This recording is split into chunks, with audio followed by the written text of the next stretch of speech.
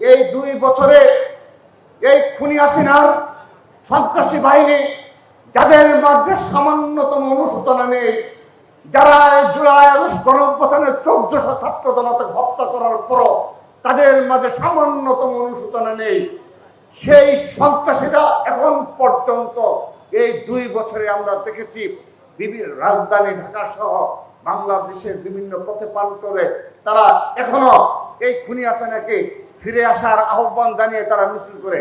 আপনারা নিশ্চয় দেখেছেন, আমি গর্বের সহিত বলতে পারি, আমি দীর্ঘদিন ছাত্র দলের সভাপতি হিসেবে দায়িত্ব পালন করেছি। আমি একেবারে এই অন্তিম সময়ে রয়েছি। আমি আমার দায়িত্বের অনেক সময় বেশি পালন করছি। অতি শীঘ্র নতুন সিদ্ধান্ত হবে। আমি আমার অভিজ্ঞতা থেকে বলছি, এই 2 বছরে আপনারা বলুন, আপনার বিবেককে জিজ্ঞাসা করুন, এই রাজধানী ঢাকা সহ বাংলাদেশে যতগুলো ফ্যাসিস্টরা মিছিল করার চেষ্টা করেছে তার অধিকাংশ বাংলাদেশ জাতীয় ছাত্র দল প্রতিহত করেছে। ডকুমেন্টস রয়েছে। আমরা তো দেখিনি অন্য কোন ছাত্র সংগঠন সরাসরি প্রতিহত করতে, আমরা তো দেখি না কোন ক্যাম্পাসের সরাসরি প্রতিহত করতে। ক্যাম্পাসের প্রতিবেশী এরিয়ায় যখন মিছিল করে সন্ত্রাসীরা, আপনারা তখন নীরব থাকেন। শুধু তাই নয়, শুধু নীরব নয়, আমরা দেখি বিভিন্ন সময় যারা বিগত 15.5 বছর ছাত্রলীগের পতাকা দলে আশ্রয় নিয়েছিল তারা নতুন নামে আবির্ভূত হলে তাদের সকল গুনাহ মাফ করে দেওয়া হয়। ছাত্রদল সেই ধরনের রাজনীতি করে না। সেজন্য আমাদের গণতান্ত্রিক প্রক্রিয়ায় আপনারা প্রশ্ন করেছেন, আমি তার জবাব দিলাম এবং আপনার সাথে আমি কথা বলে জেনে নেব বাকি বিষয়টুকু। প্রিয় উপস্থিতি, আমরা আরেকটি বিষয় বলতে চাই।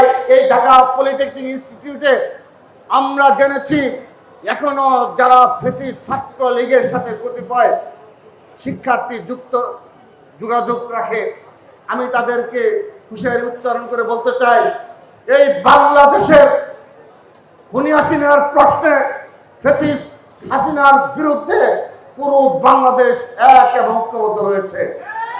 আমরা যদি কোনো প্রমাণ পাই যে কোনো শিক্ষার্থী বাংলাদেশকে কিংবা ক্যাম্পাসকে অস্থিতিশীল করার জন্য সেই যারা পালিয়ে গেছে তাদের সাথে যোগাযোগ রক্ষা করে চলেছেন, তাদের বিষয়ে আমরা জিরো টলারেন্স দেখাবো।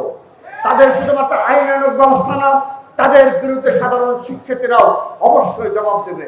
সেহেতু আপনারা কখনোই সে ধরনের এই ফ্যাসিস্টদের পক্ষে কখনো কোনো প্রকার অবস্থান নেওয়ার কোনো চেষ্টা করবেন না। এখানে বেশ কিছু সম্মানিত শিক্ষক রয়েছেন, তাদের ব্যাকগ্রাউন্ড আমরা জানি, কিন্তু একটি বিষয়, আমরা এই শিক্ষা ব্যবস্থা এমন কোনো পরিবর্তন করতে পারবো না সরকার, যে সরকার অধিকাংশ ফ্যাসিস্টদের সাথে জড়িত কিংবা আওয়ামী লীগের সময় নিয়োগপ্রাপ্ত সবাইকে বাদ রেখে কখনো শিক্ষা ব্যবস্থা চালু রাখা সম্ভব না। সে কারণে যারা কোনো অন্যায়ের পক্ষে ছিলেন না সে সকল সম্মানিত শিক্ষক বৃন্দ দায়িত্ব পালন করছেন, আমরা আপনাদের শ্রদ্ধা করি, আপনাদের সেগুলো মেনে নিয়েছি। কিন্তু যদি এই এগুলোকে আপনারা দুর্বলতা হিসেবে ভেবে থাকেন তাহলে স্মরণে রাখবেন, যদি আপনারা সেই ফ্যাসিস্ট ছাত্রলীগ কিংবা আওয়ামী লীগের কোন পর্যায়ে নেতৃবৃন্দের সাথে যোগাযোগ রক্ষা করে চলেন, যদি কখনো প্রমাণ হয় আপনারা এই বাংলাদেশে এই স্বাভাবিক অবস্থা থাকতে পারবেন না। আমরা বলে দিচ্ছি পারবেন না। সেহেতু আমরা আপনাদের প্রতি আহ্বান জানাই, বিনীতভাবে অনুরোধ জানাই, আপনারা সম্মানিত শিক্ষক, সেহেতু কেউ আপনাদের মাঝে কেউ যেন বিপদকামী না হয়, আপনারা দয়া করে আপনারা সেই বিষয়ে দৃষ্টি রাখবেন।